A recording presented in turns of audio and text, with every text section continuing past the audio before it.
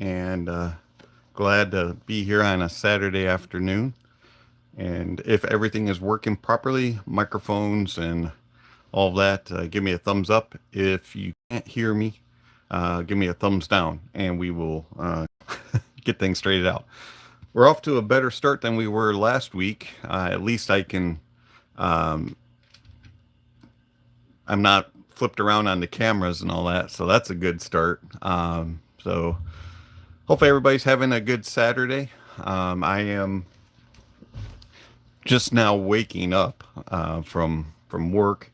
I had a a evening that I had to work, so I get off at 6:30 in the morning, and so I'm just now getting awake and drinking some coffee, trying to get the brain cells to move.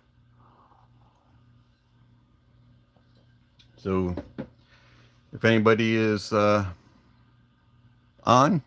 feel free to ask some questions, and let's get this live stream started.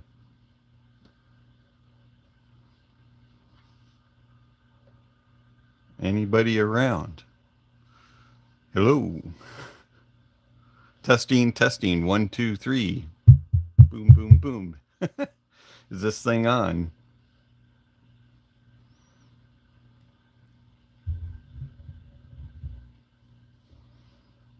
Nice and quiet so far. If anybody is on live stream, I'd greatly appreciate you asking a question, saying hello, anything of the sort.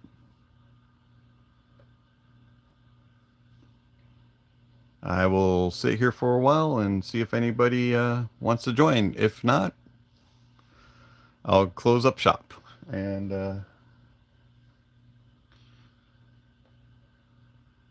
there we go. We got somebody.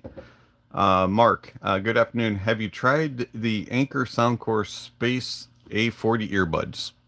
I have not. I don't really try very many Bluetooth earbuds, and they're not really something that I am really interested in and have a use for. They just don't really meet any of my needs. Most of my listening is done here in the office, so I don't have a problem being connected. I would say probably 90% of my listening experience is here in the office. So that's pretty much why I don't use Bluetooth and earbuds. When I'm walking around the neighborhood, I'm just walking, close by, and I'm not doing anything but walking. I don't have a problem using a wired, so just not really anything of a necessity for Bluetooth. And then working, I can't listen to music. I'm required to use my office, my company provided headset, so I can be on the phones and stuff. Even though I do the work here in this office, I can't use my personal gear. So I'm going to step away real quick and fix that light. It is glaring in my eye. I'll be right back.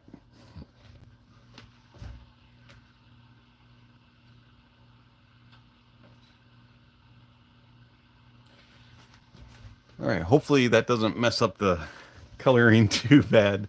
But wow, that was intense right in my eyeballs. All right. So, Michael, Anthony Bishop, hello, greetings. Paul, hello, and thank you all for swinging by. And Mark Axelrod, hopefully that answered your question regarding the Bluetooth. Apparently, I need to close out the notifications on my phone. All of a sudden, it just popped up like 30 of them and blocked everything on my screen on the right-hand side. So, Mark says, okay, I got them on Prime Day for 50 bucks, and I think they are great for the price. So, so good. I'm holding off getting the Sennheiser HD 620s. You mean 660s? A little longer? I think you meant 660. A little longer, or is it the 420 that you're talking about there? But either or, totally understand. Yeah. Um, Nice to see you showing up in a normal format. So what happened was late in the evening, I set up last week's live stream on my computer, and I went through all the different options, and then I selected there's an option to like, what are you going to use as your source? Is it going to be mobile? Is it going to be PC, camera, that type? So I selected mobile, and then I selected the orientation. Well, apparently doing that locked it into the position that it was. And then when it transfers and you set up on, anyways, it was weird. And so I set the camera up and, got everything citramacated for last week. And I was upside down and around, and it was weird. So I learned a valuable lesson now with this new update that YouTube has done, in that if you're going to use your mobile, just set the live stream up on the mobile right from the get-go. Don't use your PC. Um, so live and learn. And that is one of the weirdest live streams I've ever done, where my face is like the whole time, and we're in vertical mode. So it's like, so I appreciate you all putting up with me last week in the fishbowl type of look. Um, let's see, coffee. What is a coffee? I actually made it with my Lore. I did not use ground beans. I used a Lore barista machine. It has, um, I can't even remember the coffee. It's pretty bad. I'm not awake yet, but it is a cup of coffee and then 3 shots of espresso also. So I'm trying to get the brain functioning here. Anyways, if it comes to me, I'll remember, and I'll send you. I'll tell you what all the coffee is. Maybe I'll put it down in the link or something. All right. Um, let's see, Mark.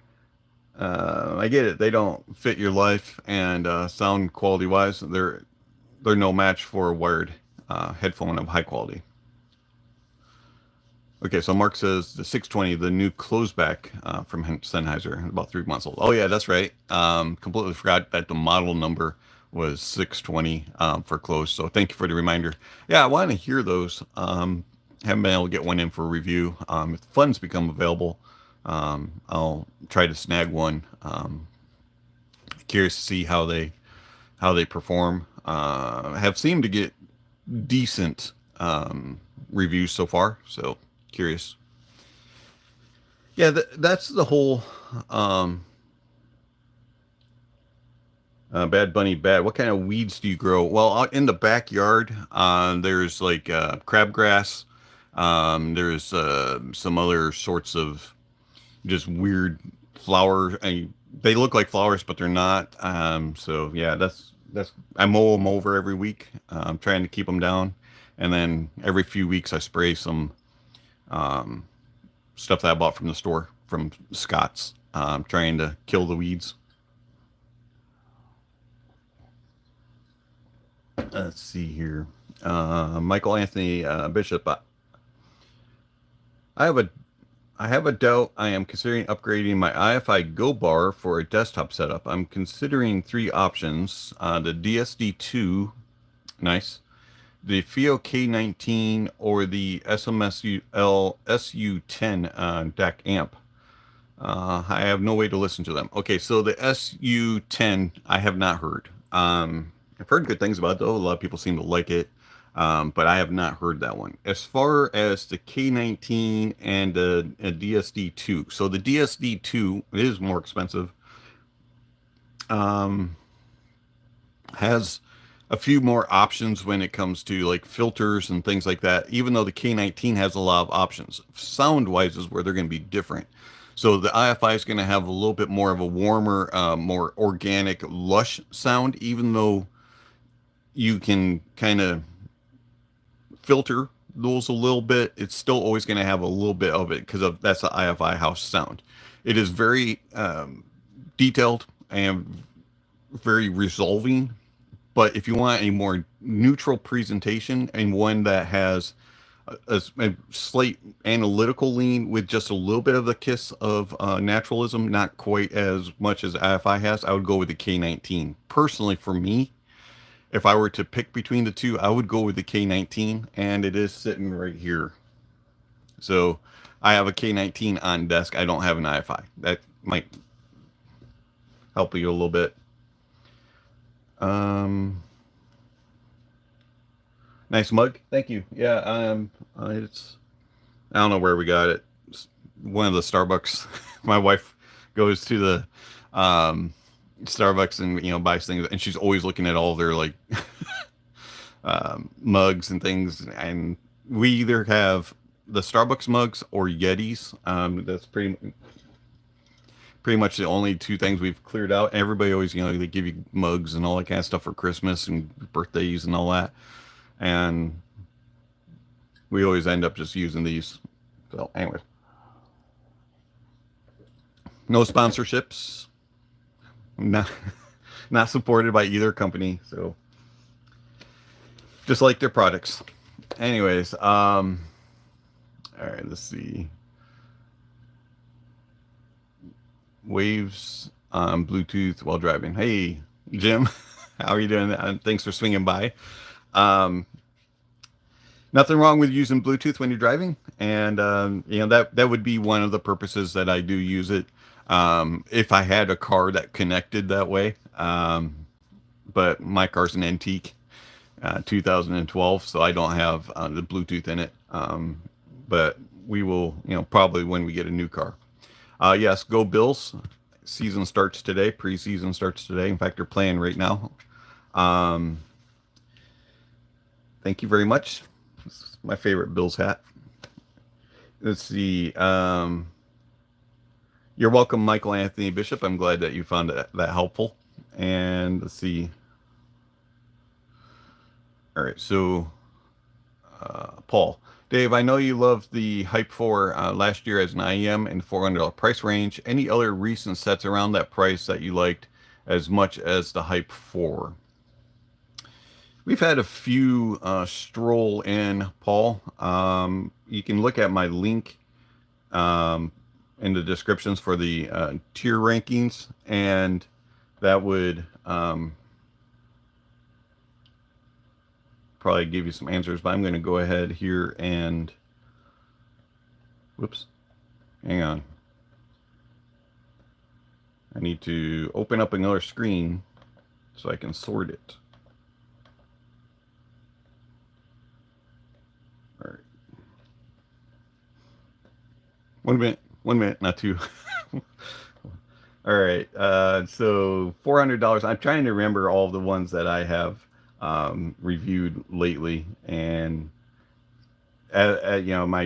literally I went to bed at 7 o'clock in the morning and woke up at noon ish, and so my brain is a little groggy. So bear with me. All right, in the $400 price point, sorting. Wow, that's really bright. Newish. Of course, if you want to go up a little bit higher in the price point, you could go with the one I reviewed yesterday that is out now, which is the Thea Audio Oracle Mark III, but that's pushing 600, not 400. So let's see. Of course, you have the Studio 4 if you want to be a little bit more neutral leaning, but knowing Paul and his tendency to like a little bit more of a bass, and with the Hype 4, you could go with the Fat Frequency, the Reference Pro. That one has a little bit more bass in this, but it's still kind of neutral, Studio 4-ish. Let's see, what else we got here? Rose Technics QTX, but I'm not sure if that would really please you, Paul, with its treble. Might be a little too much for you. So those are kind of the more recent stuff. The Moondrop Blessing 3 may be something you would enjoy. might be something to consider. That has a little bit more of a fullness and body to it, kind of similar to the Oracle Mark III, but not quite in the same lines. But they have dual dynamics on the bottom end, so might be something to consider there. All right, good question. If you have any other questions, feel free to hit me up in the comments or contact me other ways. Let's see here. Get back to this other screen. All right. Chris, have you listened to any of the Grotto headphones like the SR325s? If so, how would they compare to a Hi-Fi and Ananda? Okay, so I haven't listened to Grottos with frequency. I've only reviewed, I think, one, maybe two pair. The one of the original 325s back in the day, like the 325. I can't even remember which iteration is it. E, I, one of those. When it comes to the Ananda, they're not even really remotely close.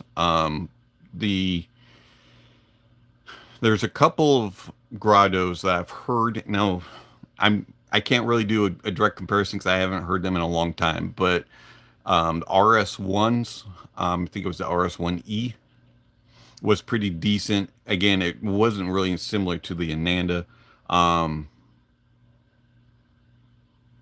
So that's a tough question for me to answer. I haven't heard one in a long time, and they're not something that made such an impact that I could do a direct comparison.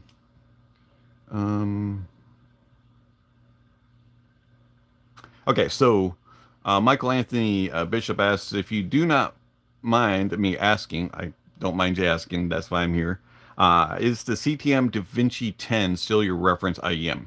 I was curious that you asked that. So I still use it as a reference when I'm comparing IEMs, but it is not my go-to reference IEM.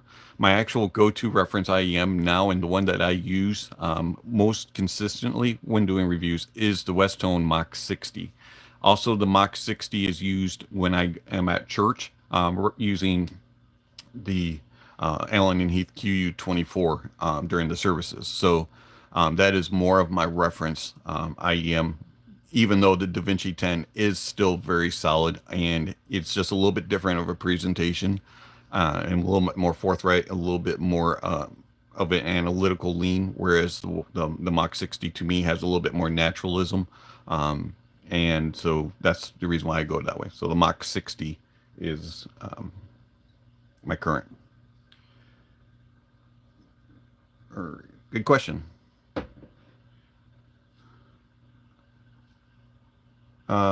Is it Chiza? Hello there. All right, let's see. Banana Boss. I like bananas. I try to eat one quite frequently. Anyways, would you classify yourself as a hoarder or a compulsive collector? And how do you listen to 175 IEMs? All right, so I wouldn't consider myself either. Actually, I'm a content creator that has been sent lots of products and purchased quite a few. Most of the ones that I purchase are for personal use, or to do reviews. I don't listen to them all on a daily basis, and in fact, a lot of them I have a lot of IEMs that have been reviewed years in the past have been pushed on to other reviewers, gifted, or just, here you go, have at it and do whatever you want with them. Others I have gifted to friends. So I wouldn't say that I'm how'd you phrase it, a compulsive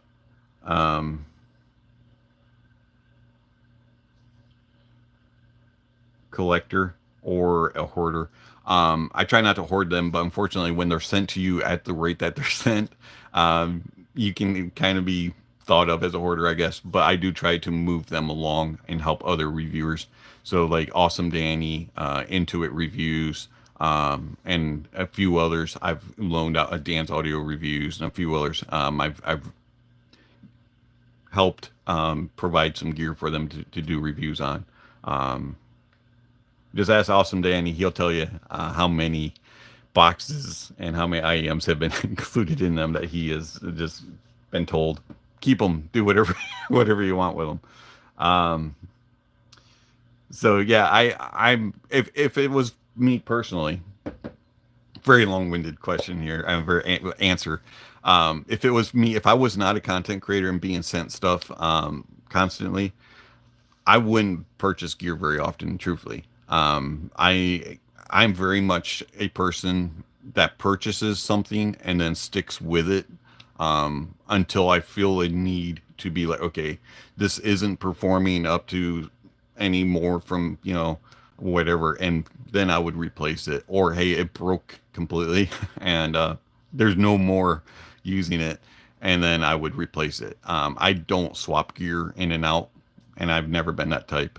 You can look back at my desk in reviews and you can see how long things have been on my desk. For example, like the Mytex have been here for several years. My tube amp has been here for a long time. I've had the speakers for a couple of years. Several of the headphones that are behind me, they sit IEM same way. I'm not a flipper of gear. I'm very consistent in what I use. Anyways, very long-winded. All right, so let's see.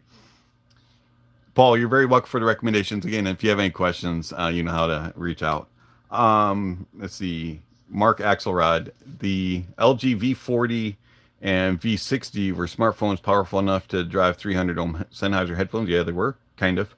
I still have my V40, but does anybody else make a powerful smartphone to drive Sennheisers? Not that I'm aware of. For the most part, smartphones with headphone jacks has moved on. They have most manufacturers have done it for various reasons, but Bluetooth and basically like wired USB-C connectors have kind of taken over, so to speak. So if you want something powerful like that with a phone, you're probably gonna have to look at something that's more like a portable amplifier rather than a phone. Unfortunately, I can't think of any phones, but I'm not like researching phones for that. As mentioned earlier, I do all my listening from back here, so I don't really use my phone other than mobile purposes when I'm going around the neighborhood. All right, so Chris or Chisa. I'm terrible with names. Plus, when I'm still trying to wake up, my vision is like all screwy, my allergies and all that act up. Anyway, so how to become a great listener? How can I condition my ears so that I can distinguish between lows, mids, and highs, and also the various regions between the three major frequency zones? Hey, Carmine, no worries. Very long morning. I totally understand. Mine was spent sleeping. But anyways, the way to listen, that is just something that you develop over time, and you listen. Also, things that you can do is you can use EQ to kind of tweak the frequencies as you listen, and you can hear the differences and you can learn where things are as you're listening. Always go back to the original and compare.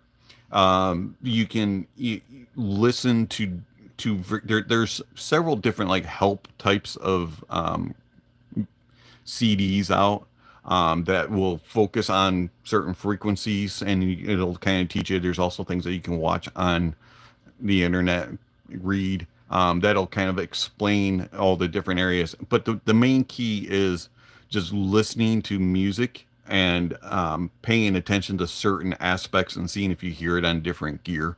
And over time, you'll develop it and learn it.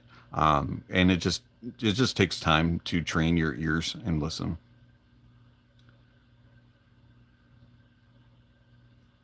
I would say patience and just a willingness to focus and pay attention to the small details. I actually do have a write-up on my website. So if you go to the honestaudiophile.com, and if you scroll down just a little bit, whoops, if Dave can remember how to use his computer.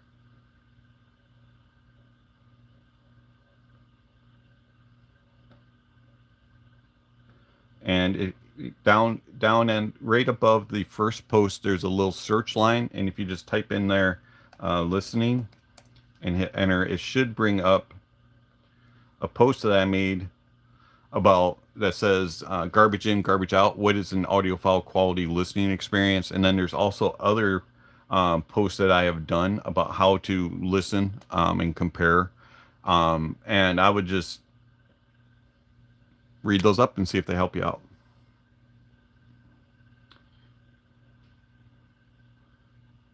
And Michael Anthony, you're welcome. All right, so Chizza, thanks for your previous answer. Have you heard the Dan Clark Aeon RT, and how would they compare to the Hi-Fi-Man Ananda? Okay, so the Aeon RT I have not heard, but I have heard a couple of the Aeons. Trying to remember, it's been a long time. I don't have a Aeon in house. Is the RT the open or the closed back? I think it's the open back. So the Aeon is going to sound a little bit more intimate. It doesn't have that grand, wide space like the Ananda. The Ananda is going to be more detailed, a little bit better resolving, but the Aeon's going to have a little bit more body and a little bit more bass to the sound. It's going to be a little bit more impactful, and the uppers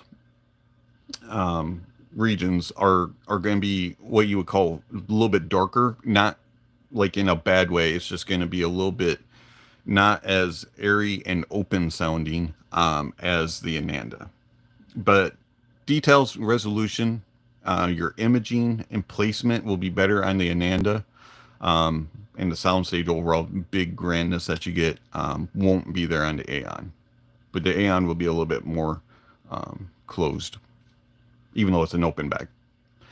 As far as the filters, you can tune it slightly a little bit as well with the Aeon, which makes it unique being Dan Clark's. But both are very, the Aeons, I haven't heard the RT, but all the other Aeons that I've heard are very good. I liked them all. Okay, let's see. Okay, thank you. Don't sweat the pronunciation of my username. My real name is Payush. Okay, and this is just an old ID while I was in anime enthusiast. Okay, good. Thank you for understanding. I'm terrible with names. I'm awful with names. All right. Mark says to I own both. I think the Hi-Fi-Man is a bigger, more spacious, and more detailed sound, and it is more comfortable, but the bass is light, and the 325 sounds better out of a smartphone. That is true. The 325s were easy to drive. I completely forgot about that. And they definitely have a little bit more of an airy presentation on the Hi-Fi-Man. All right, let's see. Carmine, I've also gifted several sets of IEMs to friends as an intro, or yeah, like many drug dealers, the first one is free. I won't go there. We've already talked about weeds in the backyard of the house. But anyways, let's see.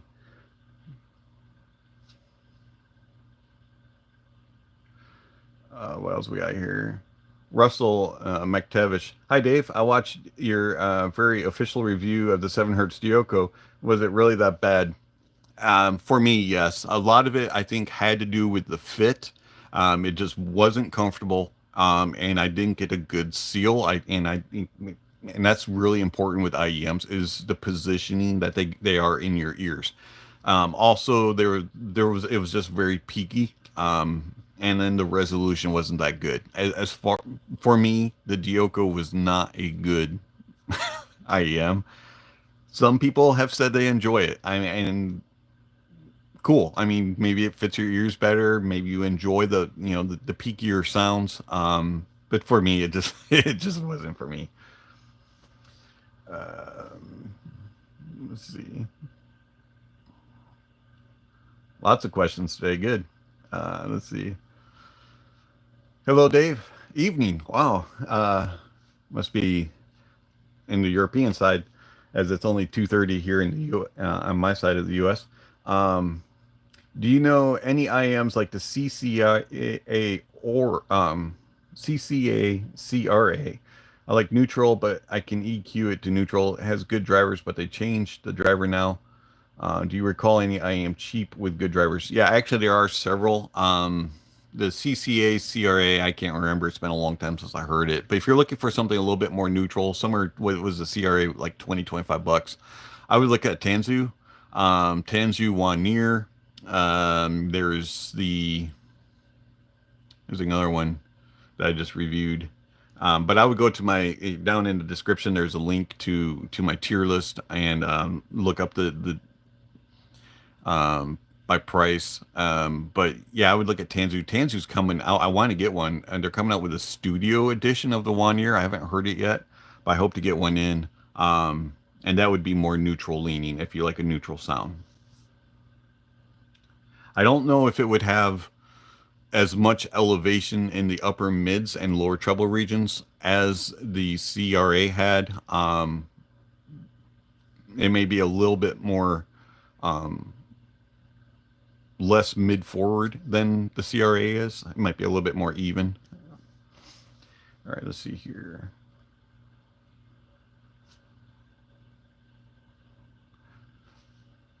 Okay, so Mark Axelrod says he thinks the Grotto RS2E is the best Grotto. It is smoother than the 325E. That's the one I was thinking of. I knew it was RS something. I couldn't remember if it was the 1 or the 2. The 2 is the more balanced one, if I remember correctly. Mark, you can correct me on this. Is it the 1 is the bassier version, I think. And then let's see here. And Mark says the Nanda is not for people who want a more impactful bass. Use it for classical and jazz. Yeah, absolutely. The Ananda is very, very linear in its bass. You're going to get a lot of details, nice resolution, and just a little bit of impact. It's not for the bassy. If you really want the hard-hitting bass, the Ananda is not going to.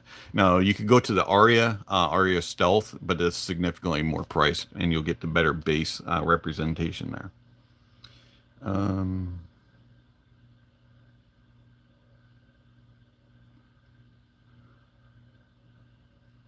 Yeah, grottos are not as comfortable.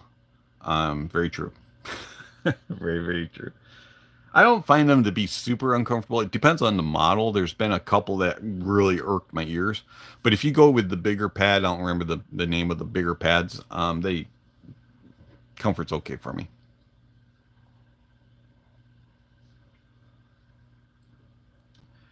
Okay, let's see. Carmine says that the 7 hertz Dioko is unlistenable, period. I tend to agree with that. But some people like it. All right, let's see. Lee Underwood, if you had 2 contrasting headphones, would the Meze 109 Pro be a good pairing with the Aria? Is it the original Aria? If it's the original Aria, yes. If it's the Aria Stealth, then you're getting a little bit in the warmer side of things. But they would still complement each other. The Aria being more of a analytical lean, the 109 being a little bit more all-arounder type of listen. But yeah, they would complement each other fairly well. Let's see. Chiza, I currently own the 1 year along with the Shamling UA1. After watching your reviews, how much upgrade can I expect after switching to like the Truthier Zero Red paired with the Shamling? little bit different of a presentation. So the red's going to have a little bit more bass. It will be slightly more V-shaped, but it'll be better detailed and resolving. It'll be a slight upgrade. I wouldn't say it would be a massive upgrade, but it would be a little bit of an upgrade. Might be a little bit more V-shaped than the One Ear, but not terribly off. Let's see. Yeah, you're welcome, Mark. Let's see. Okay. I'm going to try to pronounce the name. Babuski? Babuski? Has anyone listened to the Audeze LCDX with EQ? I've heard it's great for EDM. You can really tune the bass in with no detriment in the mids and highs. Yeah, actually, the LCDX and the LCDX 21 both respond very well to EQ. I noticed that when I did the reviews, they are very responsive to that, and they do not get distorted or any sort of problems. So if you want to boost that bass a little bit, it will stay very well controlled. Let's see. Mark, I'm a pastor and my wife uses the ATH M50X in the sound booth. Cool. You use the Shure portable ear-worn microphone, okay, like Countryman. But I mostly listen to Sennheisers at home and my Anchor sound spaces. M50s are great for monitoring in a sound booth. They have a very accurate response, especially in the uppers. They're very clean, nice clarity, and so you can really hear the details. I wouldn't say the M50X is a headphone that you would want to just sit around and listen with during a normal day listening. Very similar to the headphones back here, right in the middle there. The Austrian Audio HiX 60s, and you're going to get a lot of details, a lot of information. Very good for monitoring, not so much for everyday listening. Some people like that type of listen for everyday, like I do, but for the majority, they're going to need a little bit more warmth, a little bit more naturalism. But excellent monitors. All right, let's see. Yeah, the 325X is the newest version of the 325. I have not heard that version. How often do you come live? Is it at this time only? Asking on the streams seems like a good place to ask. My doubts and questions get great answers. Live kind of has changed. I was trying to do it at least once a month, and then my schedule, personal life, and all that changed. So I'm trying to figure out a few things, and I was bribed by Dragnet, who I haven't seen yet. But he said he had a surprise for me if I went live this weekend. So I'm waiting to see what my surprise is. But anyways, calling Dragnet out. But anyways, the lives probably will be about once a month. I try to do either a Saturday or a Sunday, probably afternoonish.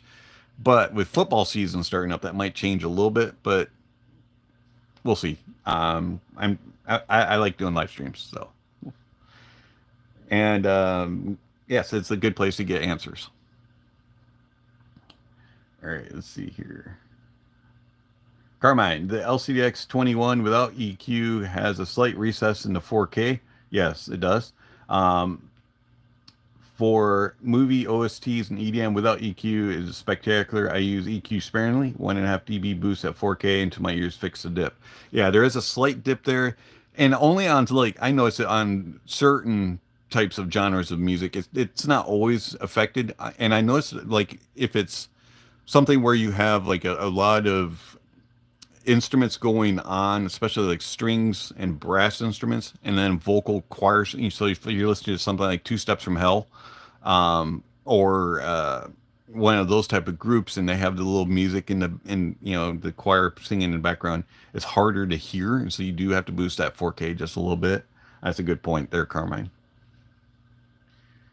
All right, let's see.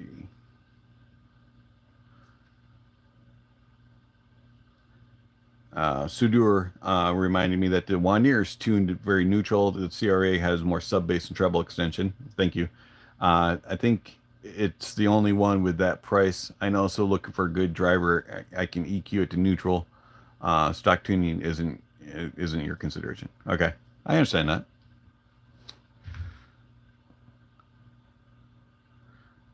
Lee Underwood asks, "Have you heard any of the Pinon IEMs, and what is your opinion regarding their stuff in general?" Okay, so I do not have a lot of experience with Pinon. They've been difficult for me to get in contact with and to get products, and they're not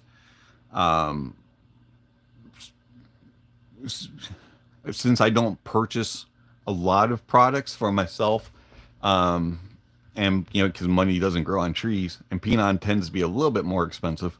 The only one that I have reviewed is the Pinon Fan 2. I thought the Fan 2 was good for an all-arounder, but it's not neutral. It's way too bassy and too full sounding, and it's a little bit bloated in the lower regions. And then the top end doesn't have quite enough sparkle and energy to be a true neutral IEM. But as far as an overall all-rounder, it's pretty fun sounding. You can check out that review on my channel. Let's see.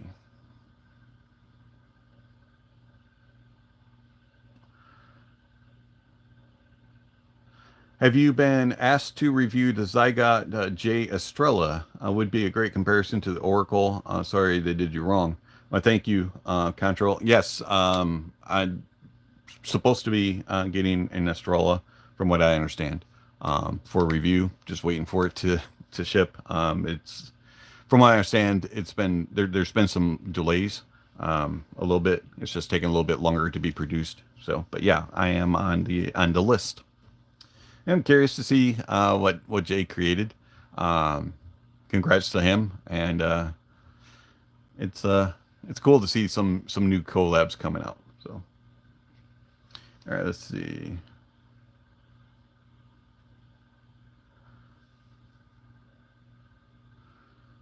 Renee Caspian. Hey Dave, can your golden ears? I don't know if I have golden ears, but can they sense any differences in cables? Is the cable swapping a myth? Love the channel. So, cables. Very subjective. But yes, I do believe you can hear differences. And it's a very subtle difference. And not every single cable is going to sound different. Not every single cable is going to enhance the sound in some significant way. A lot of the cables that I use, I do have some alternate cables. I get them for the build quality and for the feel of them, or for the connections. Because some stock cables just they don't work around your ears very well, things like that. So aesthetics and comfort is kind of one of the reasons for cables. As far as sound, some cables the cable makers claim astronomical things, and there is a lot of snake oil when it comes to cables. I will admit that. But I think the one thing that I hear consistently is differences in the type of wire used. So is it copper, is it silver, or is it a hybrid mix? Things like that. To me, silver tends to be a little bit more sparkly, a little bit more energetic, and a little bit more analytical leaning, a little forthright in its presentation. Copper will have a little bit more body, a little bit more robustness to the sound. Still gets great details and great resolution, but to me, it just has a little bit more of a natural presentation. And then the hybrid between copper and silver, or some other of the other types out there, will tend to balance it out a little bit more, and they tend to be a little bit more neutral sounding, in my opinion, and not quite leaning one way or the other. They have a little bit more balance and cohesion.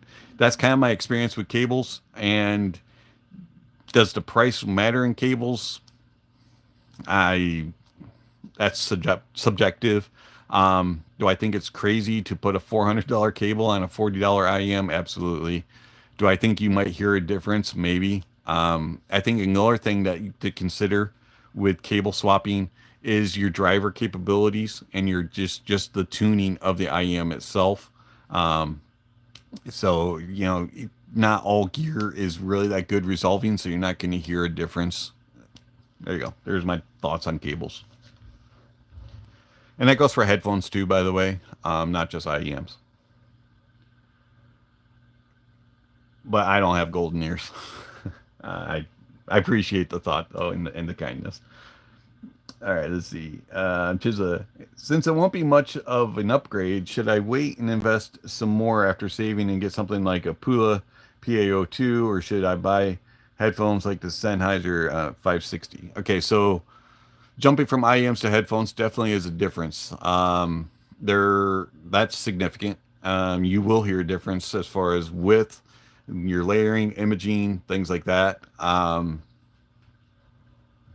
And it took more power to drive. So just be aware of that. Going to the Pula PA2, I'm not going to give my opinion on that because I am currently working on that review and comparison to the Meyer CK LVX. But yes, I personally, if you already have something that you're happy with, I would wait to upgrade a little bit more. You don't even have to go into the $150, $200 price points of the Pula or the Myers or anything of those sort. You could just go up to $100. You can get some really good gear without having to save for 20 years to purchase something. All right, let's see here. Paul, I know you haven't had any periodic audio IEMs to listen to. I have the first version of the MGs. And Father's Day got the BE, cool, which is a beryllium bundle. You would consider them intense. Interesting. So they're very. Is it intense in like a bad way, or it's just intense in like, wow, this is like this is a lot of information that I'm enjoying, but brain overload type of intense. Bazeki. Thanks, Dave, for the LCDX slots. Any feeling on the Buffalo Bills this year? I'm a big Bills fan, and see you're sporting the hat. Ever been to a game? One of the best experiences in the NFL. Yes, I've been to several games. I have been a Bills fan since I was born. I came out screaming "Go Bills!" So yeah, I'm a huge Bills fan. As far as this year, how do I think they're going to do? Actually, I think they're going to do quite well. You do get Von Miller back finally. They say that he is back to Von Miller of old, and which is nice because last year was pretty much a write-off year. And also going to get Matt Milano back. I am a little worried about the safety situation. Cole Bishop going down. Sounds like he's going to be out for a little while. And then you also have Mike Edwards, who's struggling. Hopefully Mike Edwards will be able to take that role. And then you have Taylor Rapp filling in, and now you have Mike. So you don't have Micah Hyde or his name just slipped my mind. The two safeties. But anyways, so you're replacing your secondary a little bit. But I think that cornerback, they'll be good. Kyger Elam seems to be taking a step. Plus you have Benford on the other side, and a couple others over there with the Rasul Douglas on the other side. So I think they'll be okay. And the secondary is just be a little learning curve on the back end. D line should be solid. Offensive line should be solid. Breaking in a new center, always a little scary, but they'll work that out in the preseason games. Running back is solid with James Cook. And then wide receiver and tight end. I think the Bills are actually in a better spot without Stephon Diggs. I like Diggs a lot. Diggs did a lot for the Bills over the last 4 years. But I do think that even though it wasn't talked about a lot, I do think that there was some rumblings and grumblings and discontent in the locker room with wide receiver core. And from what I'm reading and hearing, it sounds like they're a lot more comfortable, and there's not any selfishness in the wide receiver room.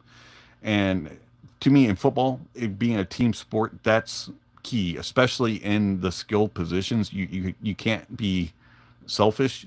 You have to be a team player, and it's not always about you. and I know that there are certain players that are superstars and should get a little bit more, but it shouldn't be demanded on every single play, and you shouldn't be the focal point. You should be able to go, okay, this isn't going to be my game because of how the defense is going to, scheme against me or that. So I'm going to do this and this to help out. And so I think the Bills have a lot of skilled players now that will be able to complement. And so when they come up with defenses that are focusing on one certain player, there'll be other players that will step up. And I think Dalton Kincaid is going to be insane this year. I think you're going to see some tight end numbers that you haven't seen with the Bills since back in the Pete Metzelaar days. All right, so those are my thoughts on the Bills. I do look forward to them winning the AFC East again, and hopefully they can go further in the playoffs. I do think Josh Allen is in a good spot this year. All right, go Bills. All right, so let's see. Paul says that the periodic audio can be very picky with the source. I can kind of see that based on what I've read about them. They look like they have some kind of odd numbers for impedance and sensitivity, and that can throw things off with pairing of gear. Let's see. Sudur, what's your favorite sub $100 IEM? I remember you praising the Moondop SSP to be your best frequency response curve, if I remember. Yeah, that was a long time ago. Still very good SSR, the Moondrop SSR, but probably if sub 100, I mean, there's a lot of them in there. But kind of one of my favorites of all time within the $100 price point is the 10 Hi-Fi T2. I still go back to it often, and it's held up over time, but there's a lot of others in the $100 price point that I can't think of at the moment. Carmine, got to roll, my friend. And everyone, have a fabulous Sunday afternoon. Actually, it's Saturday. And remember, it's always been about the music. Absolutely. Carmine, if you think it's Sunday, maybe you can stay longer. It's only Saturday, buddy. All right. So, let's see. Opinion on planars like the PLA or the PR1. Haven't heard either one of those. Sorry. I see. So what can you recommend in a $100 price bracket that might provide the best price to performance? Several options. You have, as mentioned, the 10 Hi-Fi T2 if you want to get something that's a little bit older, but very neutral presentation. I would just recommend looking at my gear recommendation list and sorting it by price, and then watching the reviews. Let's see here.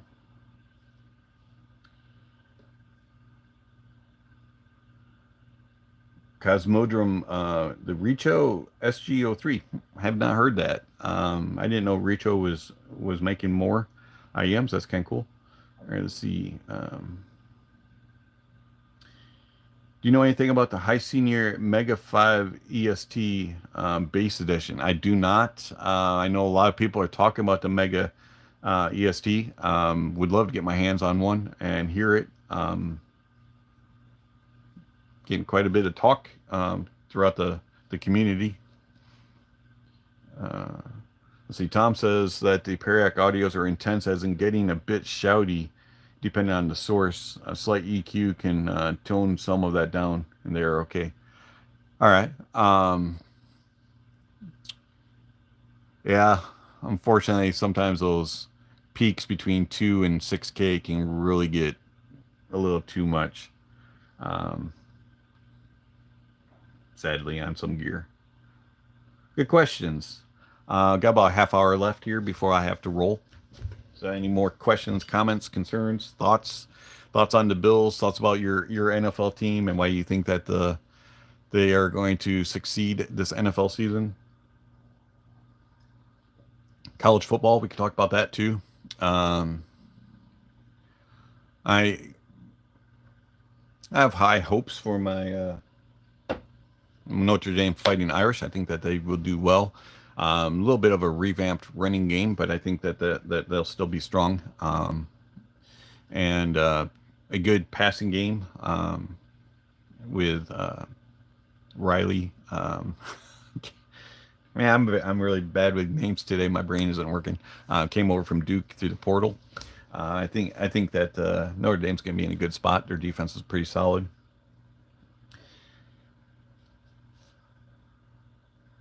Their schedule's going to be a little rough at times, but I think they can pull it out, make a push for a playoff spot. I'm not going to say that they're going to be number one or anything like that.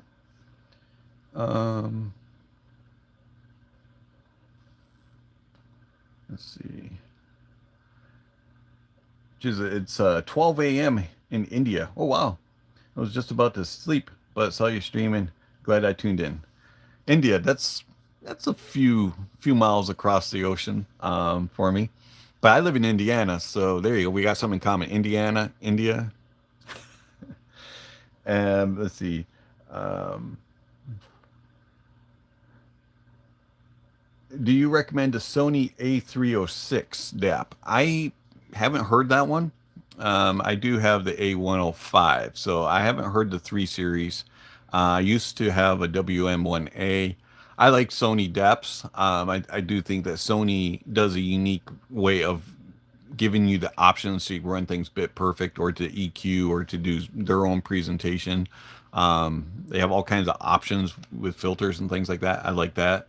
I also like their interface. It flows very well, especially when it's one of the Android DAPs. So I haven't heard that one, but if it's anything like the other Sonys, it's a decent DAP.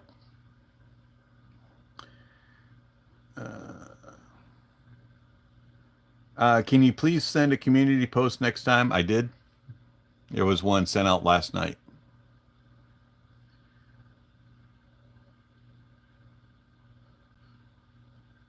I did not send a community post today because I sent one last night. It was pretty late in the evening. And then if you follow me on Twitter or Threads, I know nobody follows on Threads, but if you're on Threads or Twitter or X or whatever you want to call it, I do put links there letting you know when the streams are also. Shame on me, I don't do anything on Instagram. I really should do more on Instagram. It's always an amazing experience to hear you speaking about audio. And thank you very much. I'm glad that you enjoyed the channel content. But I did put a link. All right, let's see. 2 p.m. and oh wait, 20 is it 21? So 9 o'clock, or is it 2 p.m.? Yeah, 2100. So 9 p.m. in Denmark. Any thoughts about the FIO K11 R2R? So it is right here. Very hard to see. I just received it like 2 days ago. Hooked it up, listened to it briefly. I haven't had a whole lot of time on it. I will say it's different than the K11, but both of them, for the price points, spoiler alert, I mean, whenever the review comes out, they're both very good. Just different. I won't tell you which one I prefer. All right, let's see.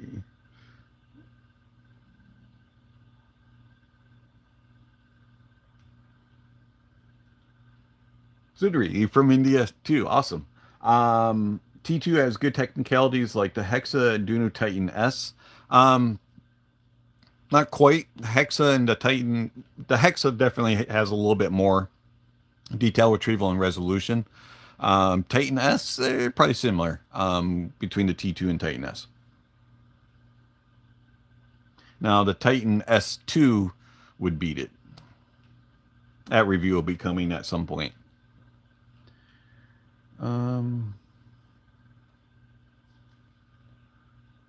Ricardo, you're welcome. Let's see. Caleb, what's your... Hey Dave, what's your pick? Moondrop Aria 2 or the Let Shore Giz Audio Galileo? I would lean Galileo. I think the Galileo has a little bit more of a neutral tuning. It is a little bit more pleasurable to listen to. For me, the Aria 2 was a little peaky, and a little bit intense at times, and it's still a good sound. It just wasn't quite my preference. I would go Galileo. Um, Randy McGee, when you're not at your home studio, do you use portable options for your music currently? I had hoped Hi-Fi Man would continue to make more headphones for the Bluetooth R2R dongle other than the Deva. So when I'm out and about, so if I'm walking through the neighborhood, I take walks at night. I should do it more often, but when I do, when I do take walks, I just use my phone and a wired headphone with a dongle. At times, if I'm testing a DAP, I'll use a DAP, but for the most part, it's just phone, just streaming, Tidal, Amazon, one of those streaming services. Um, I have a couple of DAPs. I don't really use them that often. When I use them the most is if I'm taking a longer trip and I want to listen to music and I don't want to listen to the radio. I'll use a DAP and play my own music, running the DAP as a DAC out into my stereo in my car because I don't have Bluetooth option in my car. Um, but for the most part, most of my portable listening is done through my phone with dongles.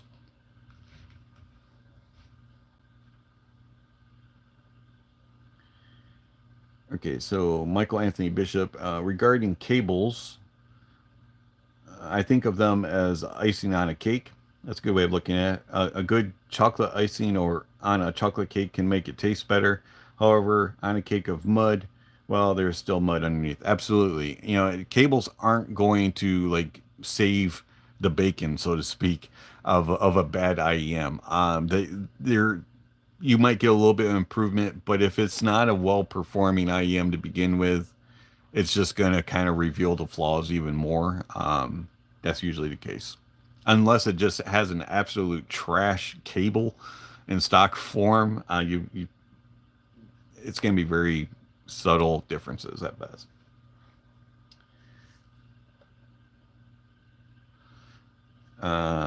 So streams are like spoilers for videos. I guess we should all try to milk out more and more details while Dave is still in his sleepy mode. Well, absolutely. And if I'm sleepy, my brain doesn't go, you shouldn't be talking about this.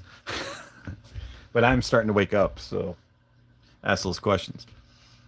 Now, I try to not spoil, even I do that everywhere. I try not to give too much information. You might be able to get some information like, hey, you know what, it's going to get a positive review. But you might not get all of the, you know, special stuff. Saying, about fit or, what some of the flaws are or anything like that. All right, let's see.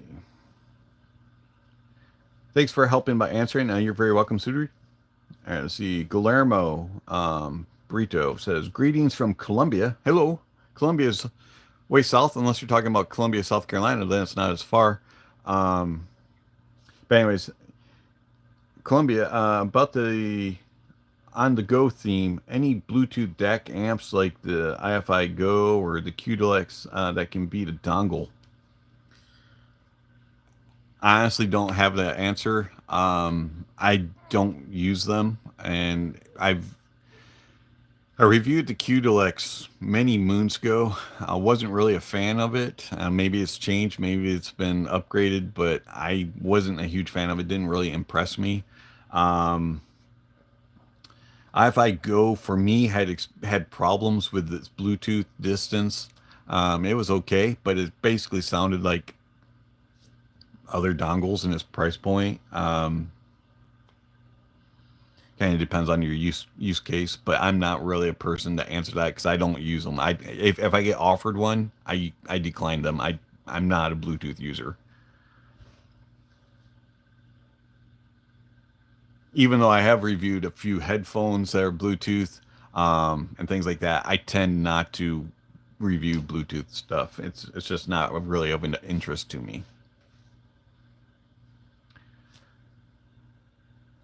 Okay, so How long does it take you to analyze an IEM in general for a review? Is the time somewhat different while testing a headphone? So I do have a review process. If you go to my website again, honestaudiophile.com, there is, and type in review process, there's a link to that. And I also put that in every video description, so you can just click on it. The review process is the same for headphones and IEMs. So they take about 2 to 3 weeks per item. Some of them I can push through a little bit faster.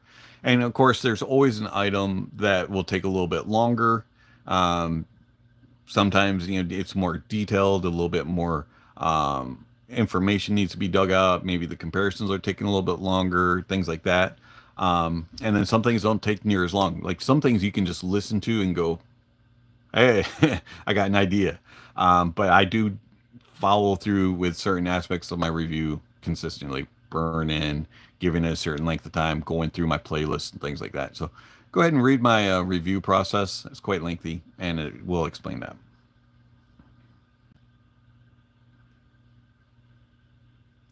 Any other questions, comments? Good stuff. Appreciate everybody swinging by today.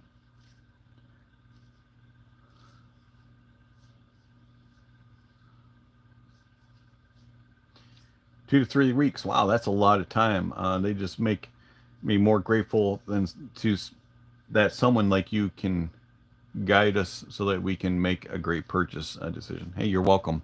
The To me, my review process is actually how I've always listened to gear. When even before I was a content creator, when I would get a new product in, I would go through similar process of just evaluating it before just making a quick judgment, going, putting them on my ears, listening for 5 minutes, and going nope and returning them. I always gave my gear time to really understand it before making a decision. Now, if something only has a week for a return, you got to speed up the process a little bit, obviously, if I purchased it. But yeah, the way that I run my channel is the way I am when the camera's turned off. I'm not any different. And several people have met me in person, either at audio shows or have interacted with me on a more personal level through Discord and things like that. And they will all tell you the same. Dave's the same in person as he is on camera. Paul Kelly, for example, can attest to that, and several other reviewers. So I'm giving it to you the way I would do things. So live streams and my videos and all that, it's like you're sitting on the other side of the camera looking at me and we're carrying on a conversation. That's the way I want it to be. All right. Your thoughts are valuable. Thank you very much, Z Kolb. Thank you so much from the Philippines here. Oh, wow. Okay, so India, Colombia, Philippines. I'm going to have to take some road trips here to meet you all. All right. The Galileo is just to share. I've recounted lots of takes, reviews, and recommendations for the Tanzu One Ear. Awesome. And it was your recommendation that I ended up considering above all, and it did not disappoint. You're amazing. Thank you. Thank you very much for the kindness. I'm glad that you found the review helpful, and I'm glad that you enjoyed the 1 year.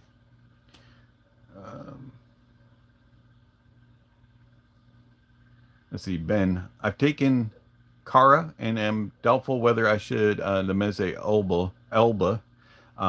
Like sweet, fun sounding IEMs. The Elba is going to be different than the Kara.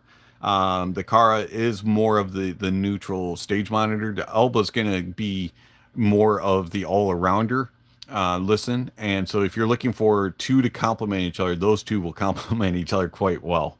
The Meze Elba is a fantastic IEM. I really do enjoy it a lot. And Dakara too. I like that a lot, but that's more of the stage monitor neutral lean.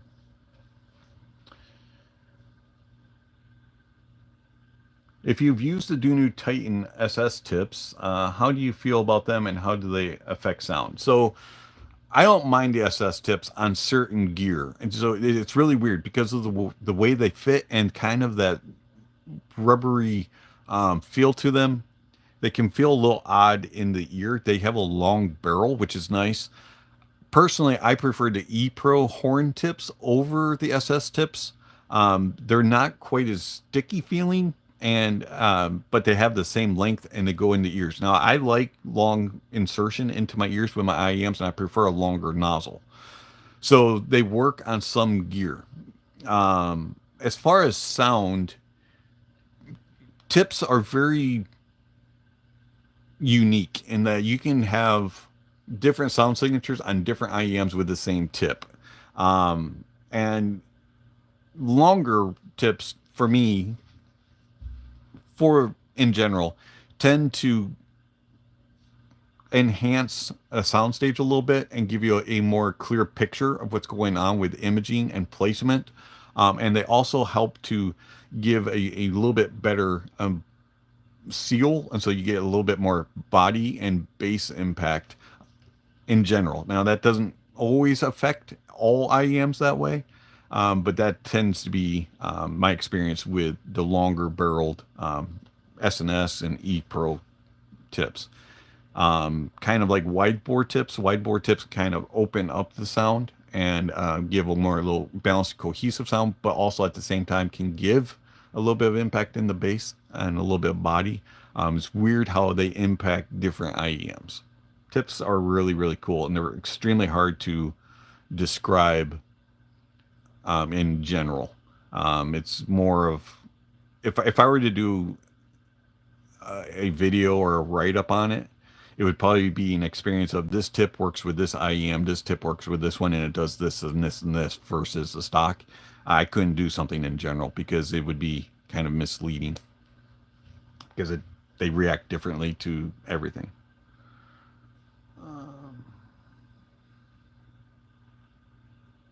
Hopefully that answered your question. All right, let's see. Um,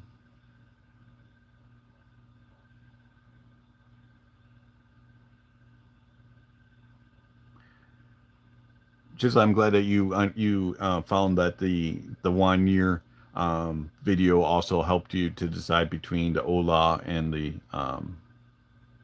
cell notes and things like that. I definitely would take the 1 year over those. Those other ones have a little bit too much brightness and hotness and just aren't as refined as the 1 year and near as natural in its tone and timbre. Um, Chiza asks, what are your thoughts on Etymotic? Were you comfortable with the way they fitted in the ears? Yeah, actually, I don't have a problem with Etymotic. I do have two of them. I have the ER2XR and the ER2SE, like both of them. Fit wise, it doesn't bother me. Of course, I do like that deeper insertion, I had no problems with the fit. If you're not used to that or you don't like deep insertion, it can be a little discomforting. But I think you can get used to it if you really do try to push it in. Foam tips are more comfortable with the Etymotics. The triple flange ones can be a little weird feeling, but I don't mind either.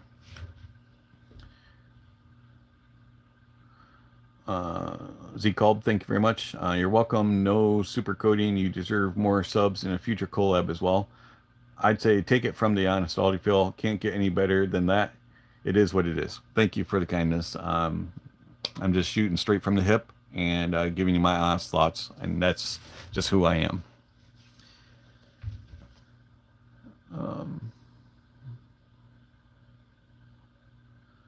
Michael Anthony Bishop, just to add to the different locations around the world, I'm from Brazil. Awesome. Brazil is another country I would love to visit at sometimes. Seems like a really cool place.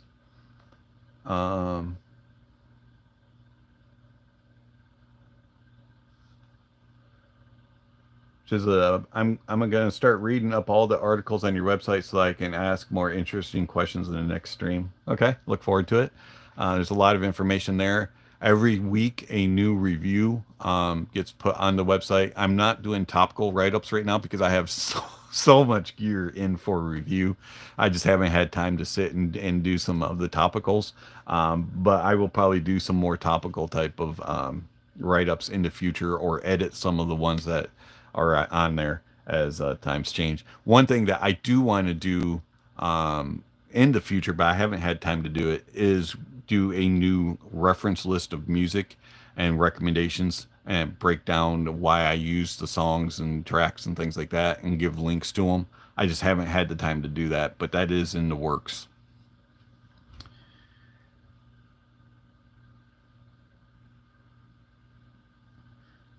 Sudari, I like how you don't talk about just frequency response graphs like most reviewers. Hey, you know what?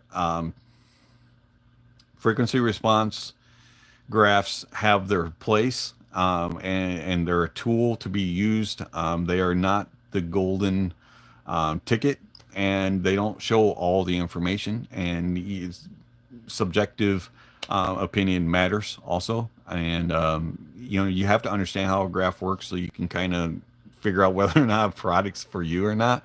But at the same time, um, it it's not the only answer when it comes to the sound. So I'm glad that you find the channel helpful in that way, and I appreciate the kindness.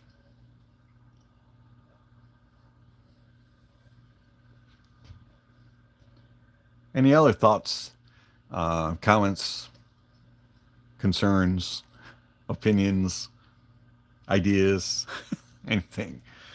All right, let's see here. Alrighty, that was a really informative, enjoyable session. It's sleepy time now. Have a great day, Dave, and also everyone who tuned in. Yes, thank you for swinging by. It is getting late for you. You need to get some sleep, and my day's just starting, so I'll be up for a while. But that's the joys of working the late night shifts. Got about 15 more minutes here, and then I have to do some personal stuff around, get some stuff done around the house. Got a honeydew list that's about as long as my gear in for review list.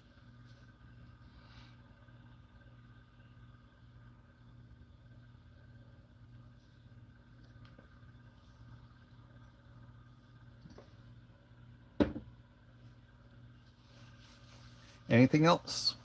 Any thoughts, questions, concerns, ideas?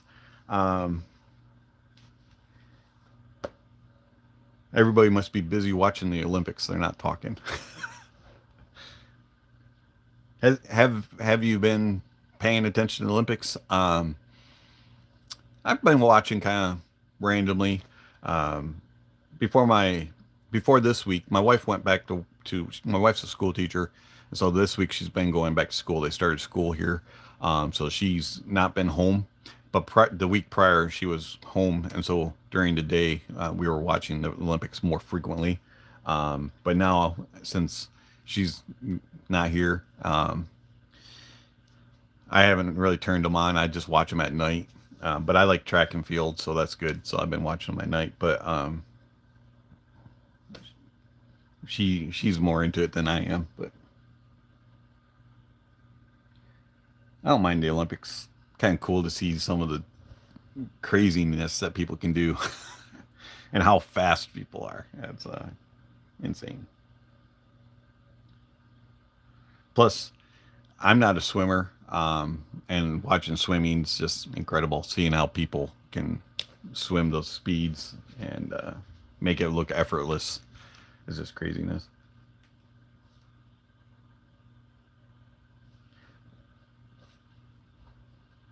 Any thoughts?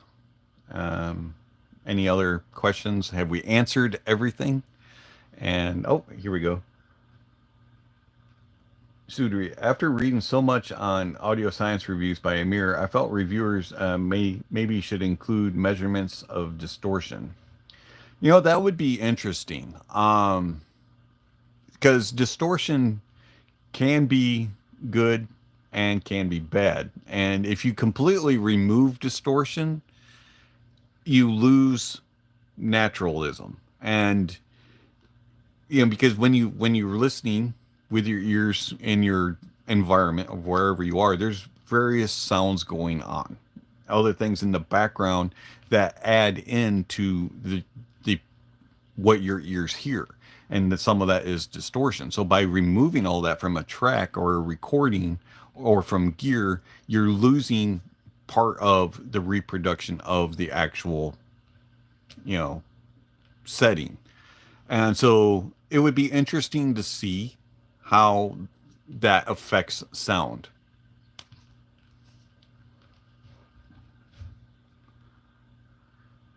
Let's see. Contro enthusiast. Kanpur made less expensive sets. I have the Joyful 1-in-1. Said to have heart mirror dynamics and a EBA. I don't know what EBA. You mean E-stat MBA in the tube? I like it. Interesting. Compur, I've seen like their name float around usually when I'm like browsing Amazon. But I haven't really I haven't purchased one, and I don't know if anybody else that offers their stuff. I don't know if any other vendors that sell them. I'll have to look into them.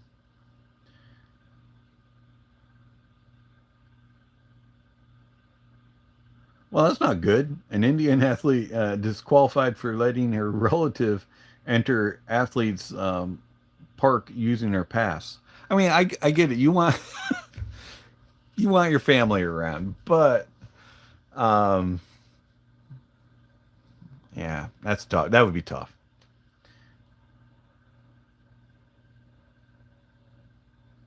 Um, Tony, how long do your pads last? My Susvara pads powered on now for 4 years. Wow, that's pretty good, especially if you use it on a regular basis. You know, more than once a month, which I assume you would.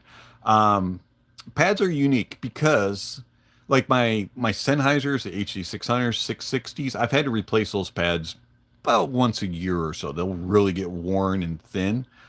The hi-fi ones, probably because they're more leather, maybe a little bit different type of foam, they seem to last longer.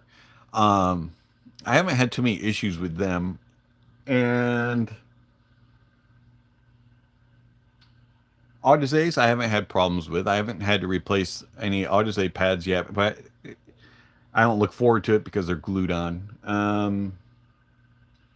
Austrian Audio, the HiX 60s, I purchased those used. They were a demo unit from like Sweetwater, and I purchased those.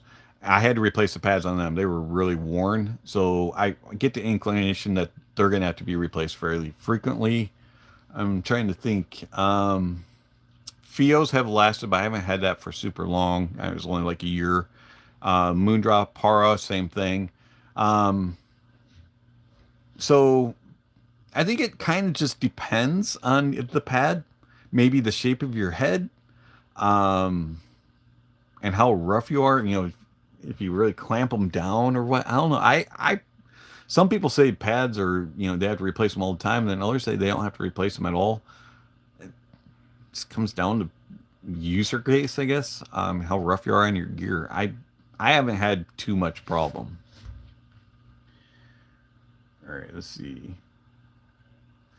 Dave, noticed by your music recommendations that maybe you like some movie soundtracks. I came across a very nice one, well recorded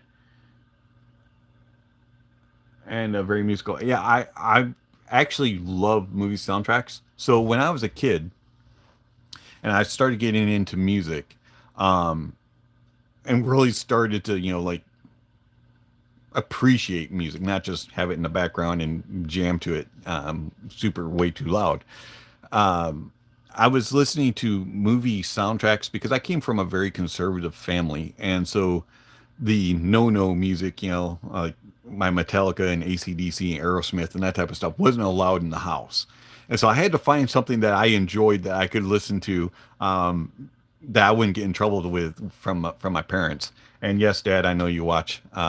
this is a live stream, so you're going to hear this secret after 40 years. But anyways, um, so I started to go with movie soundtracks and classical music and jazz, things that were approved in the household, and that's kind of where I got really interested in classical music because I really liked movie soundtracks that were done with a live orchestra, so and infused a little bit of electronic type stuff, you know, Jerry Goldsmith and things like that, James Horner. John Williams and those type of composers, Ennio Morricone and things like that, they really drew me in, and so I started listening to them, um, and grew an appreciation for them, and it's just grown over the years. I still really do enjoy some of the great composers as far as classical music, and of course I love jazz. Jazz is one of my favorite all-time genres, but that's how I kind of got started in that.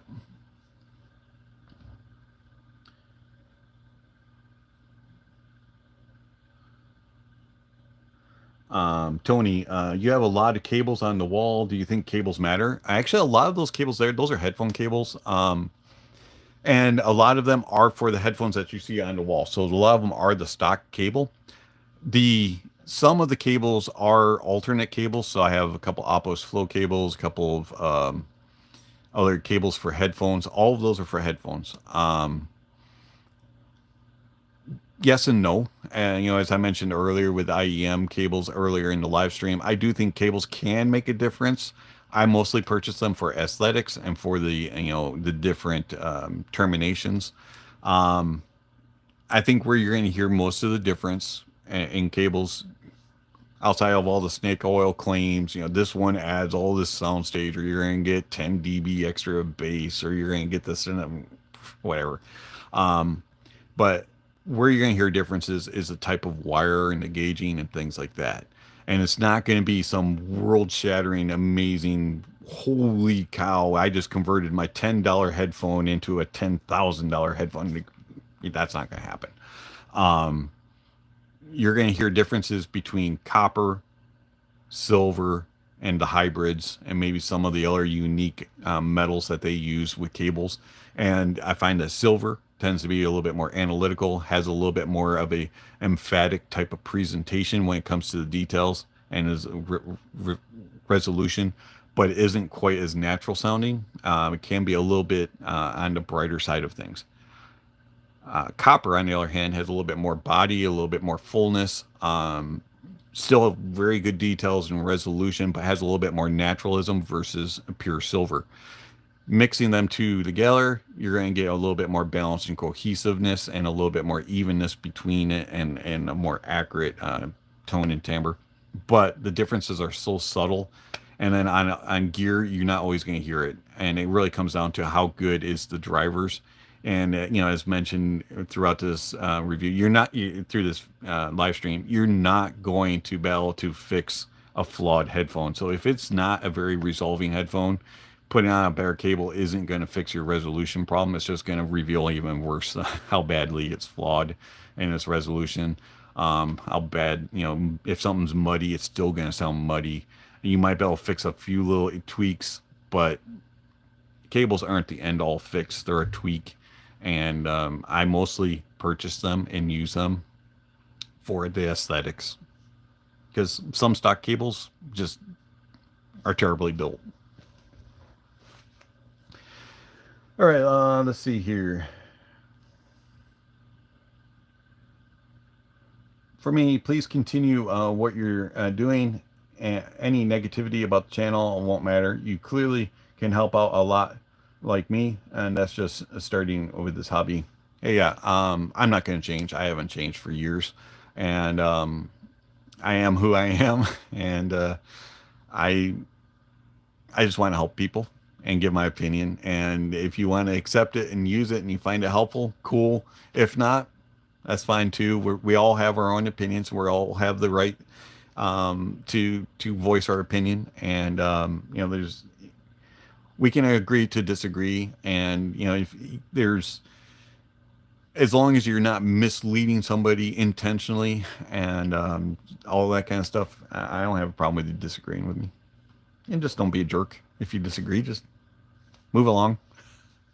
But hopefully you'll listen and get a different alternative opinion and maybe learn something that you weren't expecting.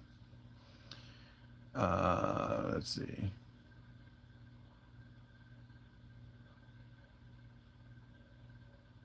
All right, let's see. Oh, so Michael Anthony Bishop says it's called. Okay, I cannot pronounce that. Le, I think you're putting things in here just to hear me try to pronounce them. La Fabule d'Eston de Amelia Poulian. Um, I'll have to look that up. So thank you. I will look into it. Let's see. Ricardo Antonio Shalbrand Moreno says, could you please recommend a desktop equipment for beginners? Yeah, absolutely. Um, let's keep it under $200 for DAC and amp. I would recommend FIO K11, which comes in at like $115, $120. If you want an R2R version, a little bit warmer, review will be coming. You can get the K11 R2R. Another option that you could go with is something similar from like Aune. They have Aune X1S GT is another very good beginner. You're gonna have enough power for IEMs and most headphones that aren't super hard to drive for beginners. I find personally that the FIO K11 plays very well with IEMs. If you're an IEM user, the FIO K11 for desktop is excellent in that regard. And you have 4.4 and single-ended. So if you want to go balanced or unbalanced, it works great. And it doesn't take up much space at all. So I would look at that. That's where I would begin if you're looking for a desktop DAC and amp. Now, if you want separates, I can give you some recommendations. Drop a note down or a comment down, and I'll try to reach out to you. Or you can send me a message on Twitter or X, excuse me, or Threads. Send me an email, that kind of stuff. All right, let's see here.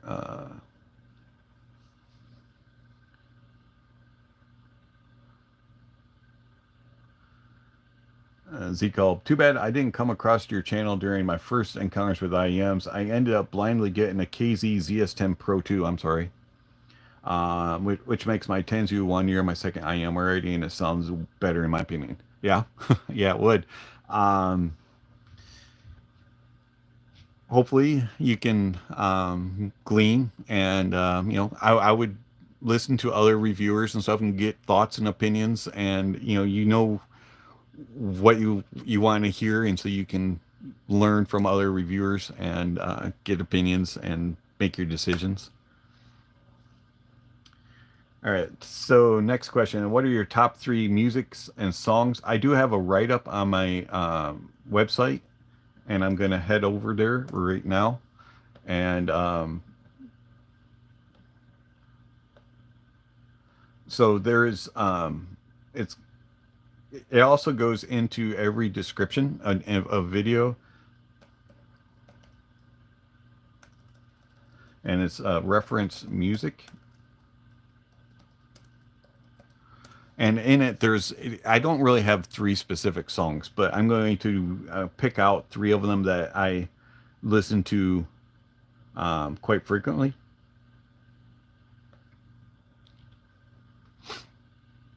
Bear with me here.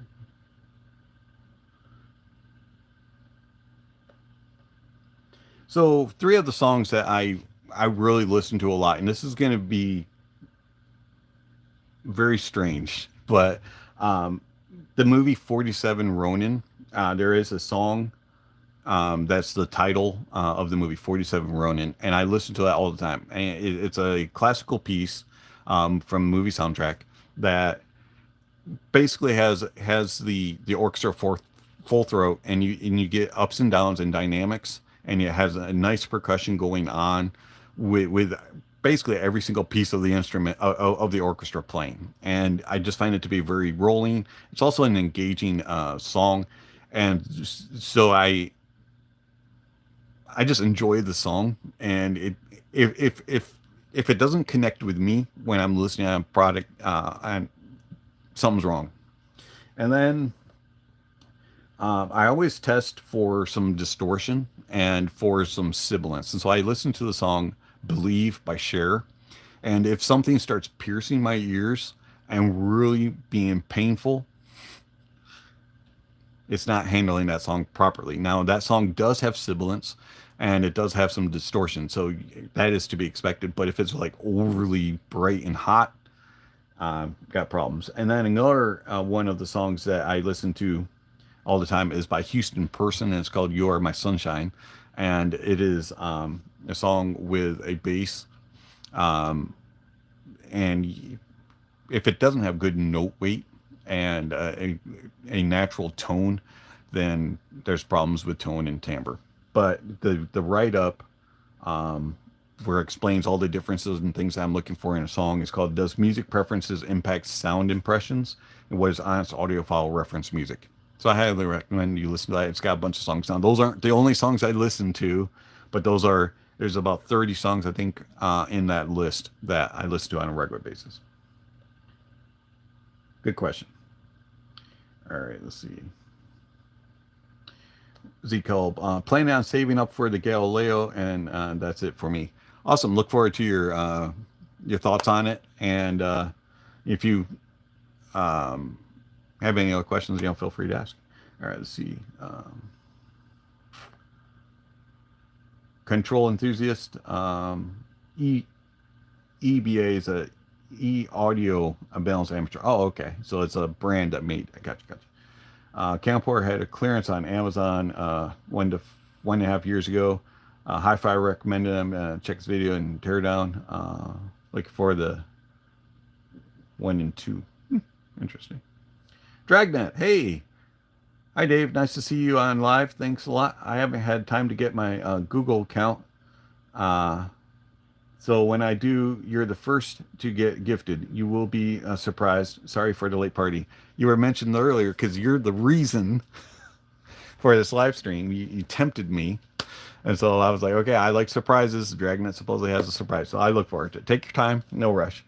But I appreciate it. And I look forward to whatever you have. Let's see. Tony, do you think balance matters? Balance as far as sound? Yes. I do believe balanced and cohesive, especially if we're going for a natural and neutral presentation. Now, does it matter for every single IEM to be that way? No. Obviously, there's places for V-shaped.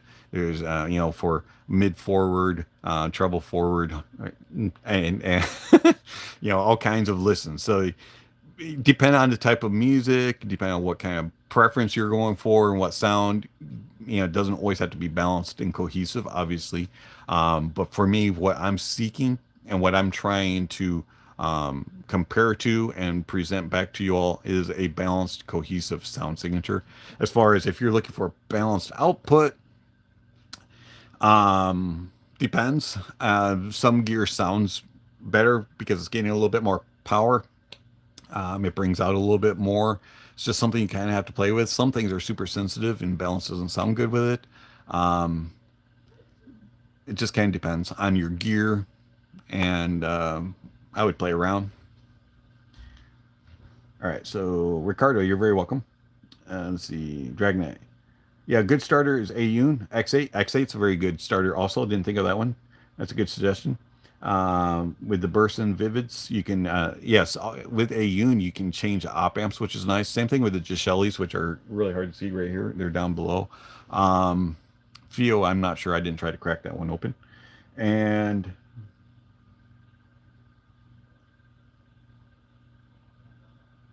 let's see, he used it with the Dan Clark drop Aune, and which is the one I haven't heard. And then April Wine, hello reference, exactly. All right, let's see. Currently, I'm using Hype 4 with a Quest Style M15 with my phone. The setup is a good start. I would say so. I haven't heard the M15. I've tried to get one in for review. Very expensive. I would think that would be a good setup. I have no experience with the M15 though, but I've heard good things about it. All right, so I do need to run.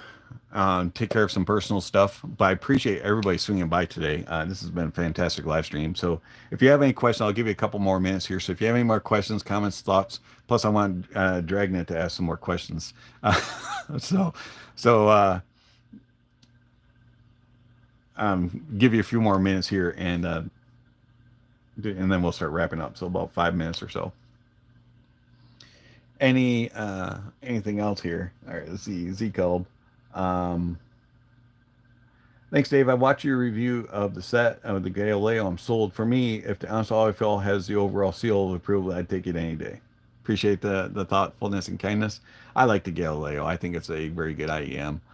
Timmy did a good job tuning it along with Let Shore, and it has a very nice natural tone and timbre. Tony, you're welcome for the stream. Let's see. Sudiri, any possible characteristics to identify a good driver within ultra budget range? Within the ultra budgets, the thing that would stand out for me when it comes to a good quality is the resolution. So if it is more refined, defined, and focused in the details, then the others, it's off to a good start. The other thing would be tone and timbre.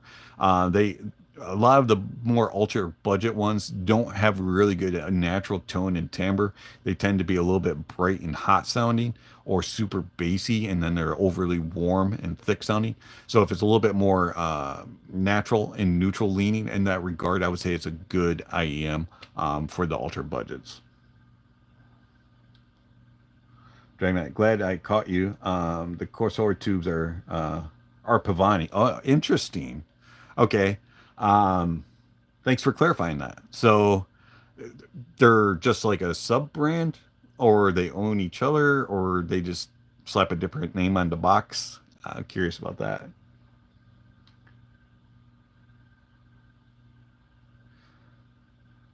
Tony, what's the cheapest IEM and also the cheapest headphone that you've tried that sounds good?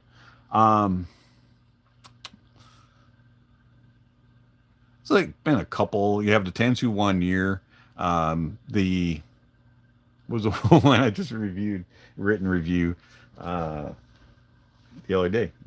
The newest one on my website. That's pretty bad.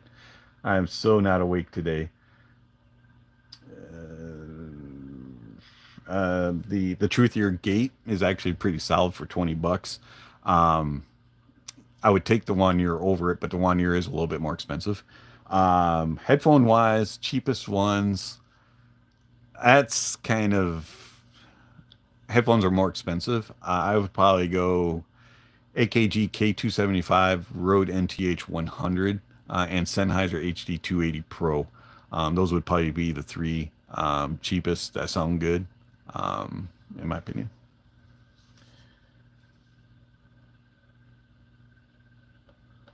All right. Good questions, Chad. I enjoy this. Maybe it's because my brain's not awake. I don't know, but I enjoy the questions and the comments. I appreciate everybody joining me today. Good crowd today too. Appreciate it. Tony, you're welcome. All right, so with all that, it's quarter till. I said I was gonna end and start doing my personal chores I need to take care of 15 minutes ago. But I do greatly appreciate everybody joining today. And one last one. My thought is that what makes your channel special is your unique, or your critique without bias. You give recommendations accordingly, short and simple. Thank you. I appreciate that. As I mentioned earlier, just being myself. And I don't try to be biased at all. And people have mentioned it, well, you got affiliate links, you get gear for free, you get things sent in. And to me, that doesn't matter. I don't push my affiliate links on you. If you want to use them, go for it. They're down in the description. All the purchase links that I put up top in the descriptions aren't affiliate linked. They are just a direct link to the gear. It's your choice if you want to use the affiliate links, and you have to scroll all the way to the bottom in the description. So that shows that I'm not putting an emphasis on them. As far as receiving gear in for review, how else are you supposed to get gear? You can't afford to purchase everything. And you know, it's I'm not making thousands of dollars off of Patreon and all the other things. I'm only making literally about $150 a month. So not gonna be able to purchase a lot of gear with that. And so, you know, that leaves me to just give my opinion. And you can see it in the reviews. It doesn't matter if I got it for free or if I purchased it. If I don't like it and I don't think it's a good product, I'm going to say so. And, you know, it's honesty is the best policy. And so, you know, it is what it is. If somebody wants to, you know, get mad or frustrated and not send me gear anymore, so be it. Um, it's, it is what it is. All right.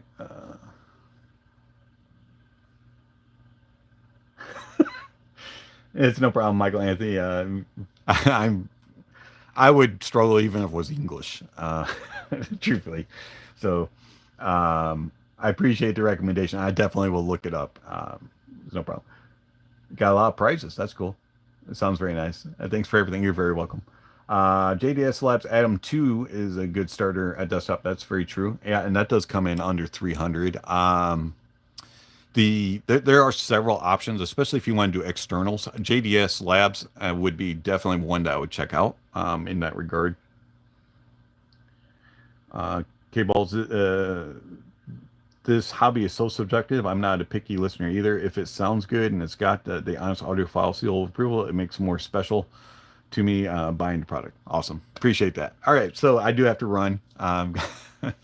And I got a bunch of things I got to take care of. So anyways, I appreciate everybody swinging by and appreciate all the questions and the comments and the recommendations. Definitely will check out. And if you think of anything else or have any other thoughts after you rewatch the live stream or something pops in your head, please drop them down, comments down below, and we will, I'll try to get to them. So appreciate it. Thanks for everything. We'll do live streams. I don't know exactly when next, but we'll get to them. And thank you for everything. And you all are the best. I have the greatest viewers on YouTube. So thank you very much. And you all have a good day. And we'll catch you next time. Thank you for everything that you do. Bye.